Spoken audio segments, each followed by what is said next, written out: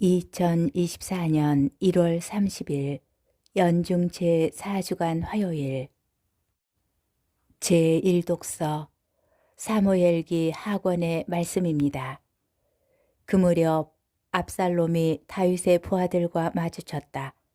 그때 압살롬은 노새를 타고 있었다. 그 노새가 큰 향엽나무에 얽힌 가지들 밑으로 들어가는 바람에 그의 머리카락이 향엽나무에 휘감기면서 그는 하늘과 땅 사이에 매달리게 되고 타고 가던 노새는 그대로 지나가 버렸다. 어떤 사람이 그것을 보고 요압에게 알려주었다. 압살롬이 향엽나무에 매달려 있는 것을 보았습니다. 요압은 표창 셋을 손에 집어들고 압살롬의 심장에 꽂았다. 그때 다윗은 두 성문 사이에 앉아 있었다. 파수꾼이 성벽을 거쳐 성문 의 망대에 올라가서 눈을 들어 바라보니 어떤 사람이 혼자서 달려오고 있었다. 파수꾼이 소리쳐 이를 임금에게 알리자 임금은 그가 혼자라면 기쁜 소식을 가져오는 자다 하고 말하였다. 달려온 그에게 임금이 물러나 거기 서 있어라 하니 그가 물러나 섰다. 그때 에티오피아 사람이 들어와 말하였다. 저의 주군이신 임금님, 기쁜 소식이 있습니다. 주님께서 임금님께 맞서 일어난 자들의 손에서 오늘 임금님을 건져주셨습니다. 임금이 에티오피아 사람에게 그 어린 압살롬은 무사하냐 하고 묻자 에티오피아 사람이 대답하였다.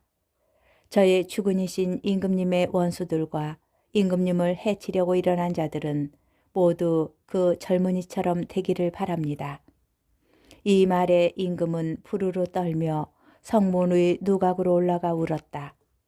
그는 올라가면서 내 아들 압살롬아, 내 아들아, 내 아들 압살롬아, 너 대신 차라리 내가 죽을 것을 압살롬아, 내 아들아, 내 아들아 하였다.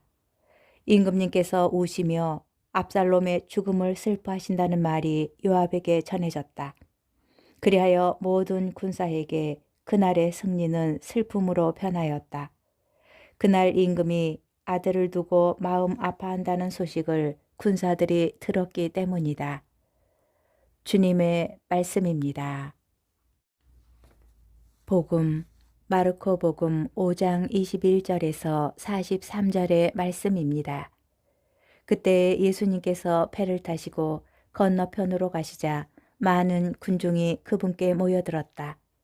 예수님께서 호숫가에 계시는데 야이로라는 한 회당장이 와서 예수님을 뵙고 그분 발 앞에 엎드려 제 어린 딸이 죽게 되었습니다. 가셔서 아이에게 손을 얹으시어 그 아이가 병이 나 다시 살게 해주십시오 하고 간곡히 청하였다. 그리하여 예수님께서는 그와 함께 나서시었다. 많은 군중이 그분을 따르며 밀쳐댔다. 그 가운데에 12해 동안이나 하여라는 여자가 있었다. 그 여자는 숱한 고생을 하며 많은 의사의 손에 가진 것을 모두 쏟아부었지만 아무 효험도 없이 상태만 더 나빠졌다. 그가 예수님의 소문을 듣고 군중에 섞여 예수님 뒤로 가서 그분의 옷에 손을 대었다.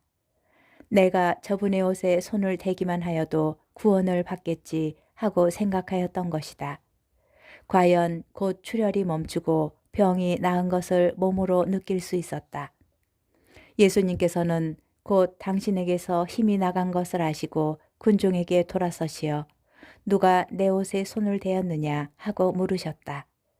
그러자 제자들이 예수님께 반문하였다. 보시다시피 군중이 스승님을 밀쳐대는데 누가 나에게 손을 대었느냐 하고 물으십니까?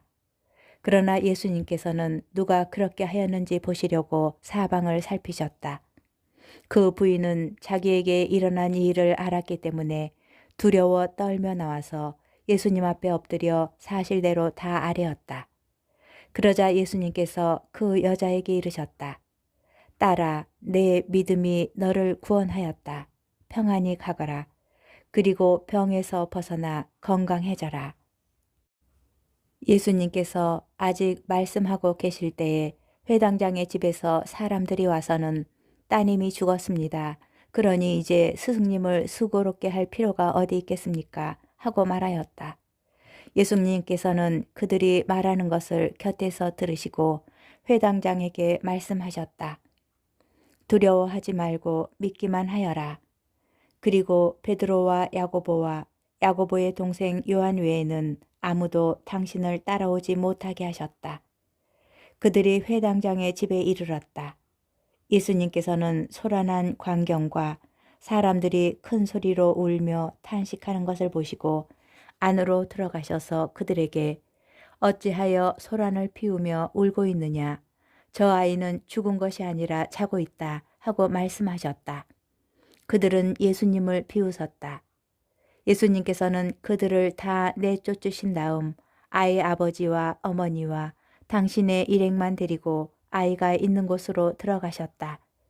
그리고 아이의 손을 잡으시고 말씀하셨다. 탈리타 쿰.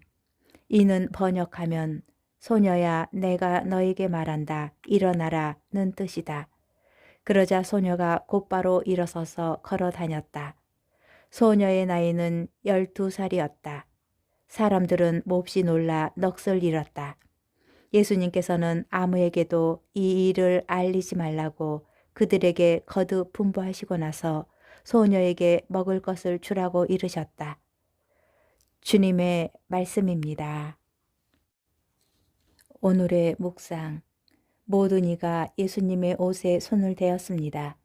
그런데 오늘 복음은 예수님께 손을 댄 사람들의 행동을 저마다 다른 단어로 묘사합니다. 예수님을 향한 군중의 손길에는 밀저대다는 표현을 쓴 반면 내가 저분의 옷에 손을 대기만 하여도 구원을 받겠지라는 믿음이 있던 하여라는 여인의 손길에는 손을 대다라는 표현을 쓰고 있습니다. 그리고 여인은 자신이 간절히 바라던 기적을 체험합니다.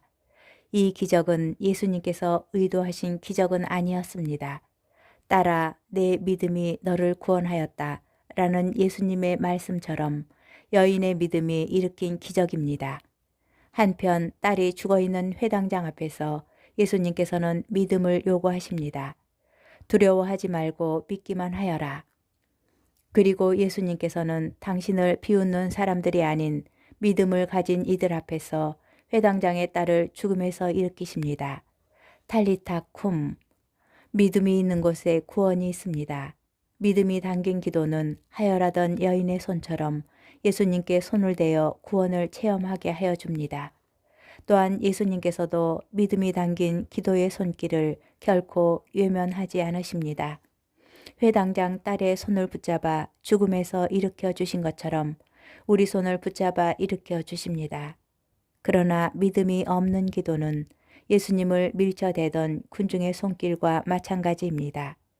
믿음이 없는 마음은 예수님의 말씀을 비웃던 사람들처럼 자신의 생각을 뛰어넘는 하느님의 말씀을 받아들이지 않습니다.